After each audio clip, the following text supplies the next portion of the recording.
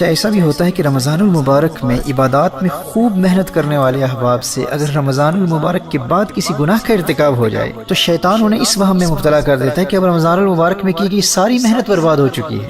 دیکھ کس قدر محنت سے تو رمضان المبارک میں گناہوں سے بچتا رہا، اب تیرے اس گناہ نے سب کی یہ کرائے پر پانی پھیر دیا، ساری محنت برباد کر دی. اس بابرکت مہینے کی ٹریننگ کے ذریعے جتنی روحانی قوت تو نے حاصل کی تھی وہ اب ساری زائل ہو چکی ہے، برباد ہو چکی ہے، ختم ہو چکی ہے. اور جب اس گناہ نے تیری رمضان المبارک کی ساری محنت اور عبادات کے نور کو ہی ضائع کر دیا ہے تو پھر باقی گناہوں میں بھی ملوث ہو جا، آئندہ رمضان المبارک میں دیکھا جائے گا، پھر زیادہ محنت کر لینا.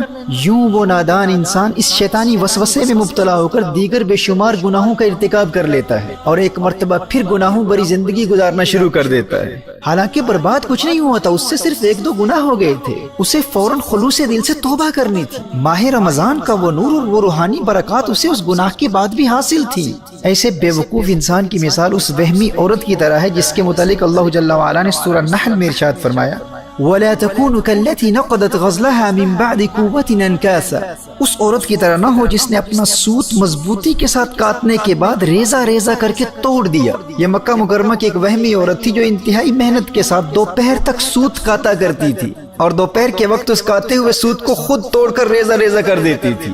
یہ اس کا وہم تھا، بس وہم میں مبتلا ہو کر اپنی ساری محنت خود اپنے ہاتھوں سے ضائع کر دیتی. میرے دوستو اس وہم اور وسوسے میں مبتلا وہی ہوتا ہے جو ماہ رمضان کے بعد کی زندگی کا مقابلہ ماہ رمضان کی زندگی کے ساتھ کرتا ہے.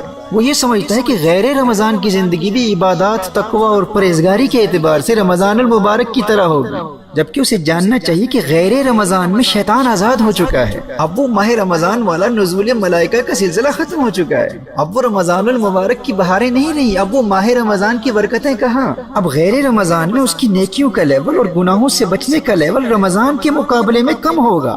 غیر رمضان میں نیچرلی تقوی اور پرہیزگاری میں تو کمی واقع ہوتی ہی ہے. اس لیے محترم احبہ عام لوگوں کو ماہ رمضان کے بعد کی زندگی کا مقابلہ ماہ رمضان کی زندگی سے ہرگز نہیں کرنا چاہیے، بلکہ ماہ رمضان کے بعد کی زندگی کا مقابلہ ہمیشہ ماہ رمضان سے پہلے کی زندگی کے ساتھ کرنا چاہیے.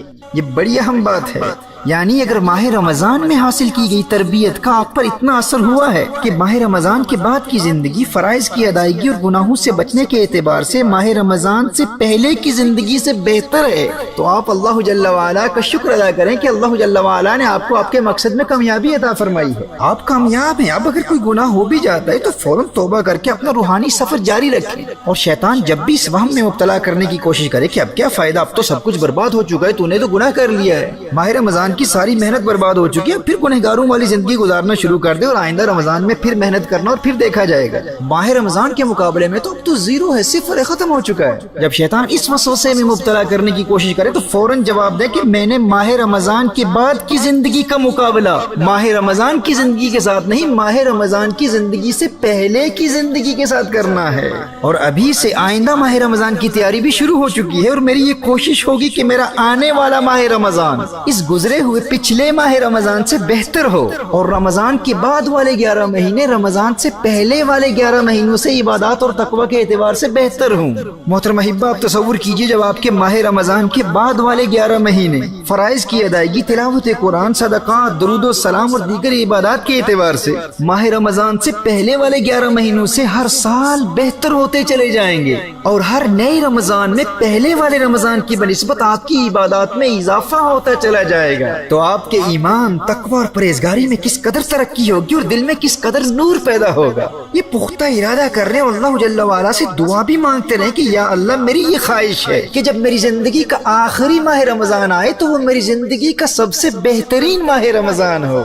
دوستو اگر آپ اپنا مائنڈ سیٹ یوں بنا لیں گے نا تو آپ کی تمام زندگی ماہ رمضان کے گرد گردش کرتی رہے گی. ماہ رمضان کے بعد کی زندگی کا مقابلہ ماہ رمضان سے پہلے کی زندگی کے ساتھ، اور ہر نئے ماہ رمضان کی زندگی کا مقابلہ پچھلے ماہ رمضان کی زندگی کے ساتھ. یوں دل میں عشق رمضان المبارک مسلسل بڑھتا رہے گا. حضرت یعلا بن فضل فرماتے ہیں کہ صحابہ کرام علیہم رضوان سال کے 6 مہینے اس دعا میں گزار دیتے تھے کہ یا اللہ ہمیں ماہ رمضان عطا فرما دے، اور جب ماہ رمضان مل جاتا تو 6 مہینے اس دعا میں گزار دیتے کہ یا اللہ ہماری رمضان کی عبادتوں کو قبول فرما لے.